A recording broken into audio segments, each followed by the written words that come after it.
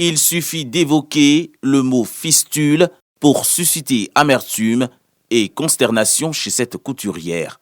Victime de fistule obstétricale, caractérisée par la fuite d'urine et de matière fécale, cette mère a été abandonnée par son époux. Comme elle, 74 000 femmes sont touchées par cette maladie en Côte d'Ivoire.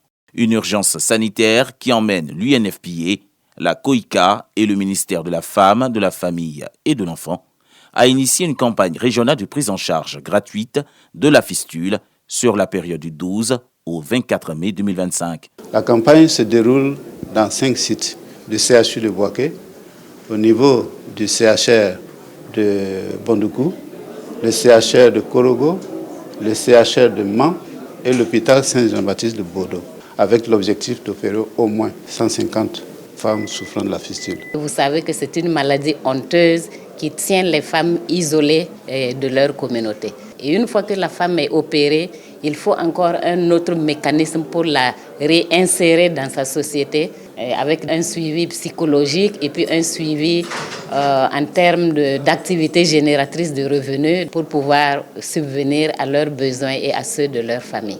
Chaque année, 500 nouveaux cas de fistule obstétricale sont recensés à travers le pays, selon l'UNFPA. Les médias s'engagent donc à prendre une part active dans la lutte contre cette pathologie qui détruit les femmes. Avant d'être des journalistes, nous sommes des citoyens.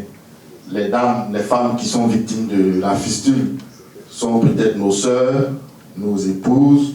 Et nous, la presse, nous voulons prendre toute notre part désormais.